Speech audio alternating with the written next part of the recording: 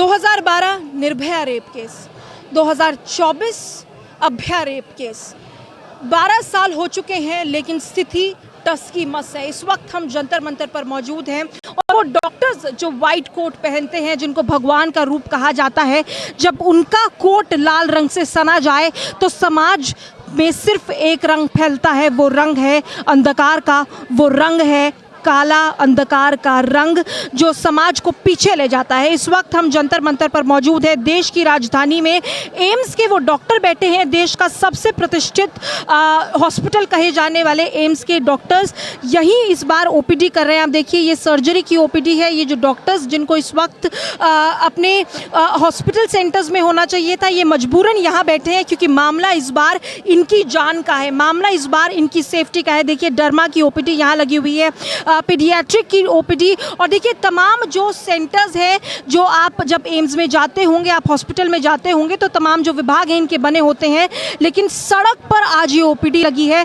ऐतिहासिक है ये तस्वीर और देखिए शर्मनाक भी कहीं ना कहीं है। प्रशासन पर सवाल उठा रही है। आप ये पोस्टर्स देखिए, सुनो द्रौपदी शस्त्र उठा लो, अब गोविंद ना आएंगे। इस तरीके की जो पहल है वो यहाँ की जा रही है। और देखिए ये सोचने की बात ये होगी, आप देखिए मेडिसिन की ये ओपीडी है और तमाम लोग भी यहाँ आ रहे हैं जो अपना इलाज यहाँ करा रहे हैं क्योंकि एम्स के डॉक्टर्स यहाँ बैठे हैं। इनसे बात करेंगे। सर आप यहाँ ओपीडी दिखाने आए हैं? हाँ जी सर, ये जो ओपीडी इस वक्त हॉस्पिटल में होनी चाहिए थी, ये सड़क पर डॉक्टर्स करने को मजबूर हैं, क्या कहेंगे डॉक्टर्स? सर ये बताइए, सर आप यहाँ ओपीडी देख रहे हैं, आप लोग मजबूर हैं सर क्योंकि इस बात आपकी जान पर आई है, क्या कहना चाहेंगे? हाँ, पहले तो सुप्रीम कोर्ट ने जो अभी जस्ट हमारा हियरिंग शुरू हुआ है, सुप्रीम कोर्ट ने सुओ मोटो कॉग्निजेंस लिया है। We welcome the introductory session, but still we want more clarity of what the Supreme Court has proposed for increasing our safety.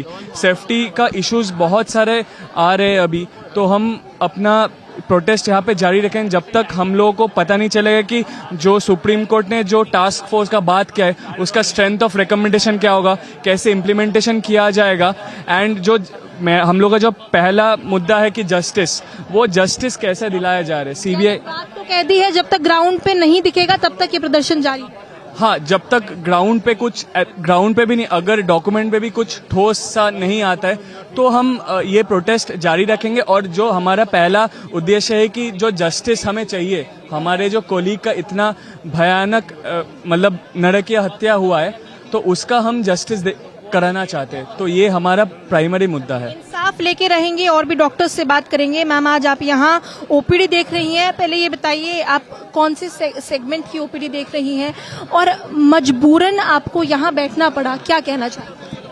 We are from the cancer department.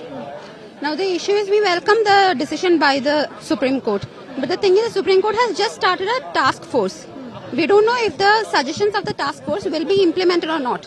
The government has on multiple occasions promised us that we will be protected.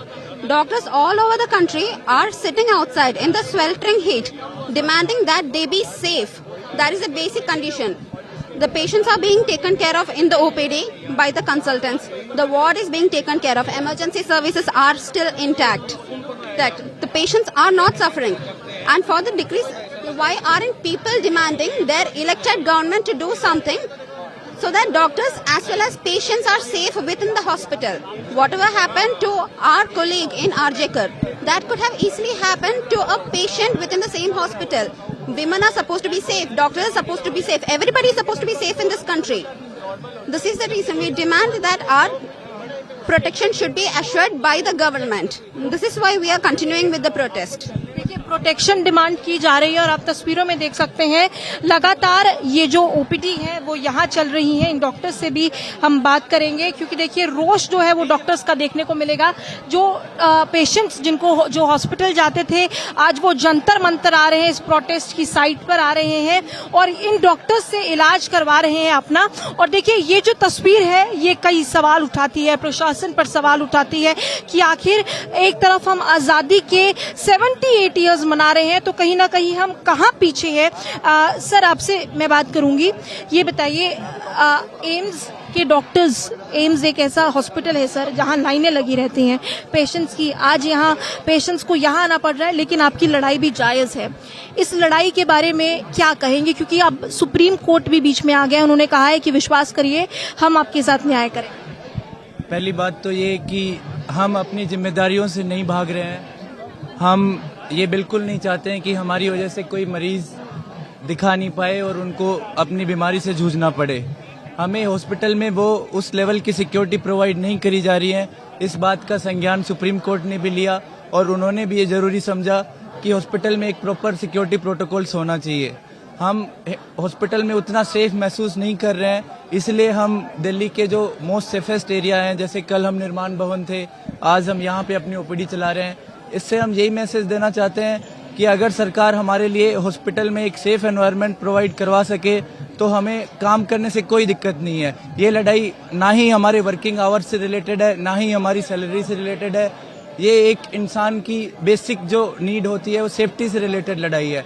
अगर सरकार एक safe environment हमें provide नहीं करवा सकती है, अगर हम अपनी जान के बारे में हमेशा सोचते रहेंगे तो हम अपनी सर्विस कैसे एक मरीज को दे पाएंगे। बिल्कुल, बहुत महत्वपूर्ण सवाल इन्होंने उठाया। और देखिए, देश की आजादी के बाद ऐसा पहली बार हो रहा है जब सड़कों पर डॉक्टर्स आए हैं और सड़कों पर यहाँ इलाज हो रहा है, और एम्स का वो प्रतिष्ठित संस्थान है। इनसे बात करेंगे। ये बताइए, एक डॉक्टर बनने में इतने सालों का समय लगता है, 5 साल आपको लगते हैं, नीट का एग्जाम आपको क्लियर करना पड़ता है, उसके बाद जाके कहीं ना कहीं आपका नंबर आता है। जब आपने आरजीकर की घटना सुनी, आपके पेरेंट्स भी लिहाजा डरे होंगे, क्या महसूस करते हैं? हम सभी को अभी as a female resident doctor हम सभी को आज के दिन पे डर लग रहा है इस चीज को सुनने के बाद। आज से पहले हम सब used to feel safe in hospital environments, ऐसा नाइट ड्यूटीज के लिए डर नहीं लगता था, लेकिन ये सब सुनने के बाद तो सबके लिए हार्ट शॉकिंग है, ये सबके लिए डरावना है। हमारे पेरेंट्स को भी इनफेक्ट डरे हुए हैं।